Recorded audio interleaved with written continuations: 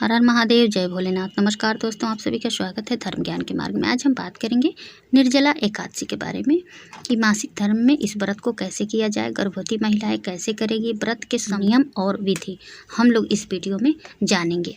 क्या उपाय करना चाहिए जिससे कि हमारे घर में सुख समृद्धि और धन्य धान्य की कभी कमी ना हो और हमारा परिवार हमेशा खुशहाल रहे। मान्यता है कि इस एकादशी का व्रत रखने से ही साल में आने वाली समस्त एकादशियों के व्रत का फल प्राप्त होता है। इस व्रत में सूर्योदय से द्वादशी के सूर्योदय तक जल भी न पीने का विधान होने के कारण इसे निर्जला एकादशी कहते हैं। इस बार निर्जला एकादशी 18 जून 2024 दिन मंगलवार को पड़ रही है। तो जो श्रद्धालु वर्ष भर की समस्त एकादशियों का व्रत नहीं रख पाते हैं, उन्हें निर्जला एकादशी का उपवास अवश्य रखना चाहिए, क्योंकि इस व्रत को रखने से अन्य सभी एकादशियों के बराबर पुण्य प्राप्त होता है। इस व्रत की विधि किस प्रकार है और क्या गलतियां नहीं करना चाहिए जिससे कि हमें पाप का भागीदार बनना पड़े, सभी महत्वपूर्ण बातें इस वीडियो में हम लोग जानेंगे। ये वीडियो को अंत तक लास्ट तक जरूर देखिएगा, जिससे कि आपको सारी जानकारी समझ में आ जाए। और ऐसे ही वीडियो देखने के लिए वीडियो को लाइक और चैनल को सब्सक्राइब करके साथ ही घंटी को जरूर दबाइएगा, जिससे कि मेरे वीडियो के नए नोटिफिकेशन सबसे पहले आप लोगों तक पहुँचे। कमेंट बॉक्स में जय माँ लक्ष्मी और जय विष्णुदेव जरूर लिखिएगा, इनकी कृपा पाने के लिए। दोस्तों, दसवीं तिथि से ही हमें लहसुन, प्याज, मांस, मदिरा, बैगन, मसूर की दाल, इन सब चीज़ों का सेवन नहीं करना चाहिए। पारण के दिन तक पूरे 3 दिन व्रत का पालन बहुत अच्छे तरीके से करना चाहिए, व्रत का संपूर्ण फल पाने के लिए। एकादशी के दिन प्रातःकाल स्नान के बाद सर्वप्रथम भगवान विष्णु की विधि विधान से पूजा करना चाहिए। इसके पश्चात भगवान का ध्यान करते हुए ओम नमो भगवते वासुदेवाय मंत्र का जप करें। इस दिन भक्ति भाव से कथा सुनना और भगवान का कीर्तन करना चाहिए। इस दिन व्रती को चाहिए कि वह जल से कलश भरे सफ़ेद वस्त्र को उस पर ढक कर रखें और उस पर चीनी तथा दक्षिणा रखकर ब्राह्मण को दान अवश्य करना चाहिए। इस दिन दान करने से हमें अधिक पुण्य की प्राप्ति होती है। इसके बाद दान पुण्य आदि कर इस व्रत का विधान पूर्ण होता है। धार्मिक महत्व है कि इस व्रत का फल लंबी उम्र, स्वास्थ्य देने के साथ साथ सभी पापों का नाश करने वाला माना गया है। निर्जला एकादशी पर दान का विशेष महत्व होता है।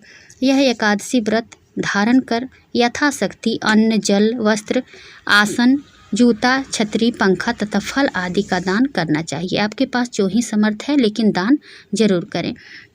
इस दिन जल जो है कलश का दान करने वाले जो भी भक्त हैं, वर्ष भर की एकादशियों का फल प्राप्त होता है उन्हें। इस एकादशी का व्रत करने से अन्य एकादशियों पर अन्न खाने का दोष छूट जाता है तथा संपूर्ण एकादशियों के पुण्य का लाभ भी मिलता है। श्रद्धापूर्वक जो इस पवित्र एकादशी का व्रत करता है, वह समस्त पापों से मुक्त होकर अविनाशी पद प्राप्त करता है। महाभारत काल के समय एक बार पांडव पुत्र भीम ने महर्षि वेद व्यास जी से पूछा, हे परम आदरणीय मुनिवर, मेरे परिवार के सभी लोग एकादशी व्रत करते हैं और मुझे भी व्रत करने के लिए कहते हैं, लेकिन मैं भूख नहीं रह सकता, यानी कि भूखे नहीं रह सकता हूँ। अतः आप मुझे कृपा करके बताएं कि बिना उपवास किए एकादशी का फल कैसे प्राप्त किया जा सकता है। भीम के अनुरोध पर वेद व्यास जी ने कहा, पुत्र, तुम निर्जला एकादशी का व्रत करो। इसे निर्जला एकादशी कहते हैं। इस दिन अन्न और जल दोनों का त्याग करना पड़ता है।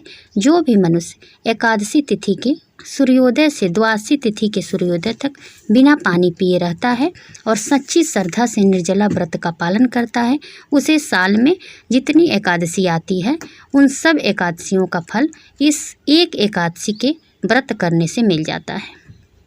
तो इस प्रकार है, कथा और बड़ी है। कथा मैं दूसरे वीडियो में आप लोगों को बताऊंगी। तो इस प्रकार से इस व्रत को आप लोग ज़रूर रखें।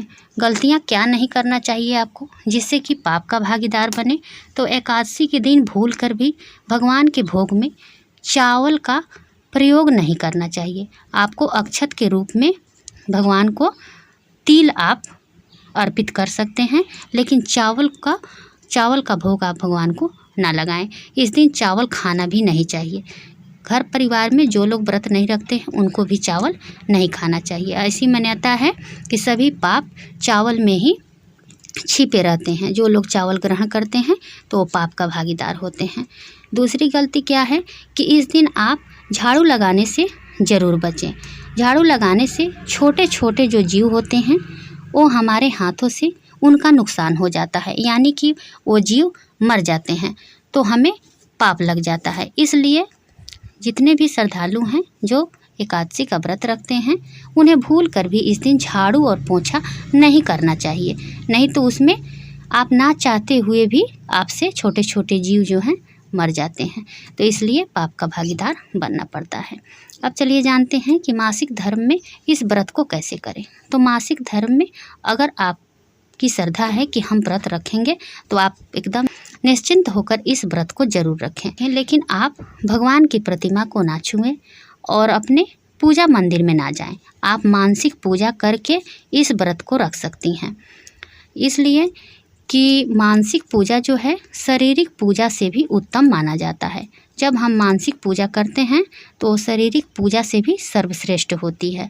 तो जब मासिक धर्म में लड़की हो या औरत हो अगर एकादशी का व्रत रखना चाहती है तो वो अगर मासिक धर्म में है तो उनको मानसिक पूजा करना चाहिए। मानसिक पूजा कैसे किया जाता है कि सुबह सवेरे आप स्नान कर लें।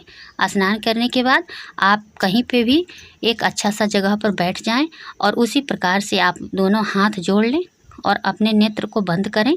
आंखें बंद करके आप भगवान का ध्यान लगाएं कि जैसे जैसे हम पूजा करते हैं उसी प्रकार से आपको पूजा करना है मानसिक रूप से।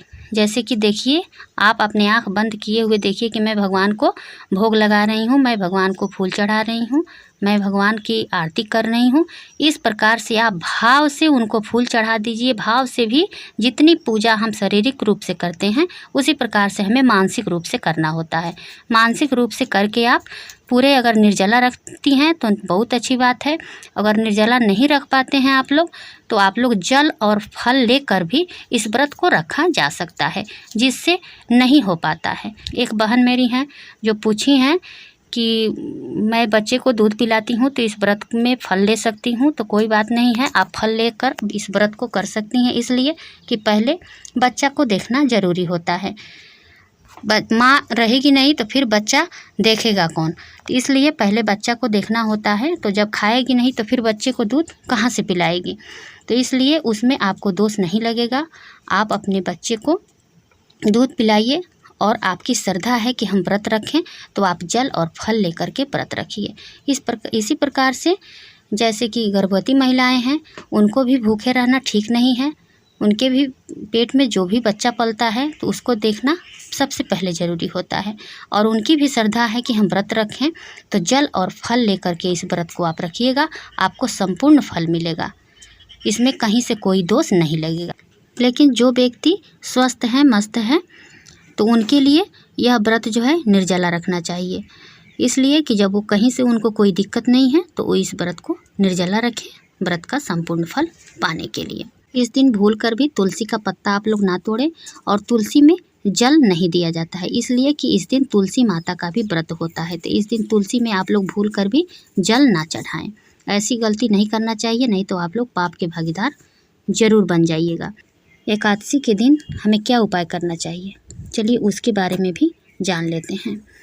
दोस्तों, जो लोग एकादशी का व्रत नहीं रखते हैं वो भी इस उपाय को कर सकते हैं पुण्य प्राप्त करने के लिए। निर्जला एकादशी के दिन माँ लक्ष्मी की कृपा पाने के लिए 7 कौड़ियाँ लेकर इन्हें हल्दी से रंग लें, या फिर 7 हल्दी की गांठ ले लें। साथ में पीले रंग के कपड़े में बांधकर माँ लक्ष्मी को अर्पित करें। इसके बाद विधिवत पूजा कर लें। फिर इस पोटली को तिजोरी या अलमारी में रख दें। ऐसा करने से आपके घर में कभी धन धान्य की कमी नहीं होगी। ऐसी भी मान्यता है कि निर्जला एकादशी के दिन जल में आंवले का रस डालकर स्नान करने से बहुत पुण्य प्राप्त होता है। शास्त्रों के अनुसार जो भी ऐसा करता है उसके समस्त पाप नष्ट हो जाते हैं। निर्जला एकादशी के दिन मंदिरों में पानी से भरे जलपात्र, मटके आदि का दान करना जरूरी होता है। इससे हमारे घर में संपन्नता आती है। अपने घर की छतों पर पक्षियों के लिए जलपात्र जरूर रखें। कोई भी एक बर्तन में आप पानी रखें उनके पीने के लिए। निर्जला एकादशी के दिन रात्रि में विष्णु जी के सामने 9 बत्तियों का दीपक जलाएं और एक दीपक ऐसा जलाएं जो कि रात भर जलता रहे। इससे माँ लक्ष्मी अत्यंत प्रसन्न होती हैं और आपकी जो भी परेशानी है उस परेशानी का हल तुरंत निकल जाता है। निर्जला एकादशी की सुबह स्नान आदि करने के बाद भगवान विष्णु की प्रतिमा को जो है केसर मिले दूध से अभिषेक जरूर करना चाहिए। निर्जला एकादशी की सुबह स्नान आदि करने के बाद श्रीमद् भागवत कथा का पाठ करें या सुनें। भगवान विष्णु प्रसन्न होते हैं ऐसा करने से और जो भी मनोकामना है वो बहुत जल्द पूर्ण हो जाती है। देखिए, बताने के लिए बहुत विधि होती है, वीडियो बहुत लंबी हो जाएगी। आप लोग वीडियो को देखा कीजिए। जब तक एकादशी नहीं आ जाती मैं आप लोगों को जानकारी देती रहूँगी हर विषय पर। उम्मीद करती हूँ कि यह जानकारी आप लोगों को पसंद आएगी। वीडियो पसंद आए तो वीडियो को लाइक और चैनल को सब्सक्राइब जरूर कीजिएगा। एकादशी से रिलेटेड कोई भी प्रश्न हो कमेंट में पूछिएगा, उसका रिप्लाई मैं तुरंत दूंगी। कमेंट बॉक्स में जय माँ लक्ष्मी और जय विष्णुदेव जरूर लिखिएगा। फिर मिलती हूँ एक नए वीडियो के साथ, तब तक के लिए बाय, धन्यवाद।